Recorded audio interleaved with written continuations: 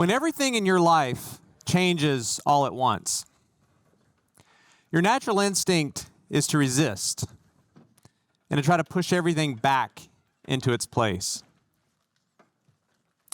But change is unavoidable.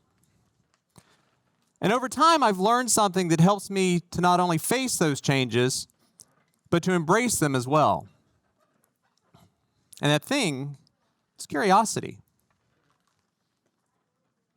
A couple of years ago, I found myself in an unexpected job change. Overnight, everything that I had assumed was stable and predictable suddenly wasn't. And oh yeah, I resisted. But very quickly, that resistance changed into curiosity. I said to myself, I wonder what new opportunities I can create from this. I wonder what new and interesting people I can meet. It dawned on me that many of the most important things that we learn in life don't start with a plan to learn them. They start with those two simple words, I wonder. It occurred to me that over time I had unintentionally developed this rhythm of curiosity filled with looking for I wonder moments that allowed me to see change as a way to move forward. It even gave me the ability to embrace discomfort instead of avoiding it. A few years ago, in the span of 18 months, I had not one, not two, but 3 family members pass away. And I was the executor for all of their estates. Now, I'm going to tell you, if you've never had the joy of working with the probate courts, well, let's just say they're not the most modern enterprises in the world. My cousin John was the first of the 3 family members to pass away. And as much as I learned about the probate process, the most important lesson I learned was while sitting on his living room floor one rainy afternoon.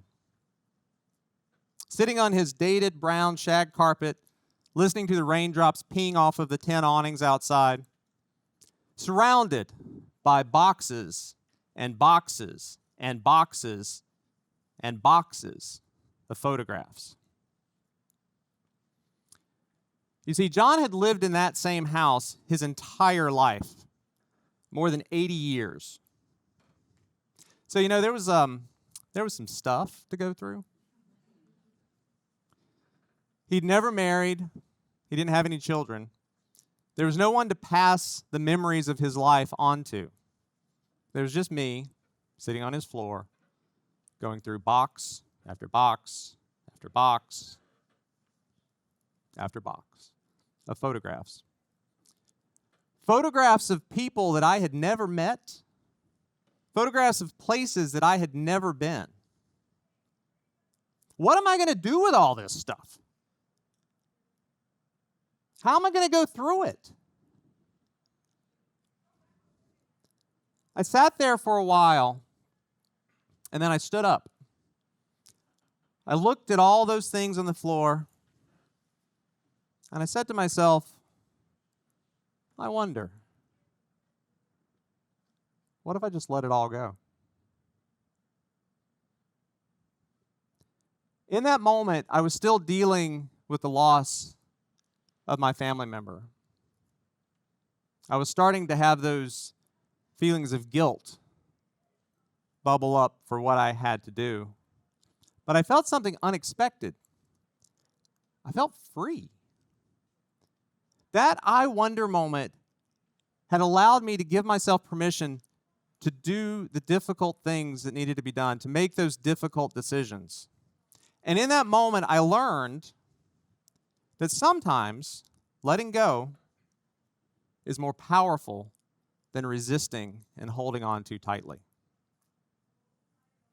Over the next 18 months, I took that lesson with me as I managed my other relatives' estates. Now, it didn't make it easy, but it made it manageable.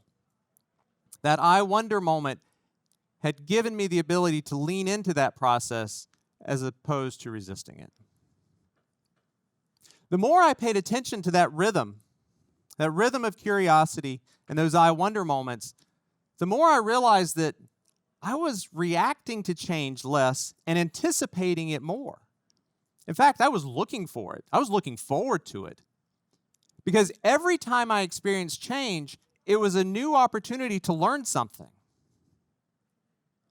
Now, don't get me wrong, it's not always easy and it's not always fun. In fact, curiosity will put you in some really strange and bizarre situations, things that you've never even imagined.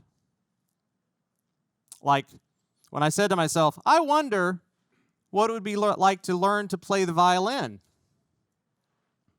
And a year later, I found myself sitting for my very first and last violin recital.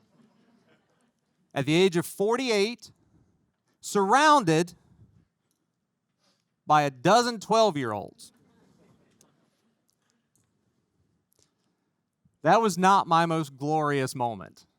And unfortunately, I have video evidence to prove it. But what I learned that day was that curiosity forces you to admit that you don't know how to do something. And that can mean feeling like a failure. It can mean feeling embarrassed and awkward and uncomfortable. But if you practice that rhythm long enough, keep looking for those I wonder moments, it will eventually teach you that discomfort is kind of the point. Because without that discomfort, you can't learn something new. Because you see, we don't become who we intend to be. You become who you practice to be. If you practice judging others, you'll become a critic. If you practice living in fear, you'll become hesitant. But if you practice curiosity, looking for those I wonder moments just a little bit every day, you'll become a learner, an explorer, someone who can adapt, someone who can evolve. When you approach life from a place of I wonder, you never run out of things to learn. You never run out of things to explore. And most importantly, you never feel irrelevant. You never become stagnant. Because as soon as you feel stuck, you know exactly what to do. You pause, you take a deep breath, and you say, I wonder if I can look at this just a little bit differently. I wonder what would happen if I took one small step in a new direction. Cultivating that rhythm of curiosity, looking for those I wonder moments, it will carry you through uncertainty. In fact, it can help you reinvent yourself many times over, and it will propel you into the future. You see, you don't need to be the smartest person in the room. In fact, you don't need to be the most anything in the room. You just have to be curious enough to keep saying, I wonder. Because that's how you learn, and that's how you grow, and that's how you become the person you're meant to be. So, I wonder. What do you wonder? Thank you.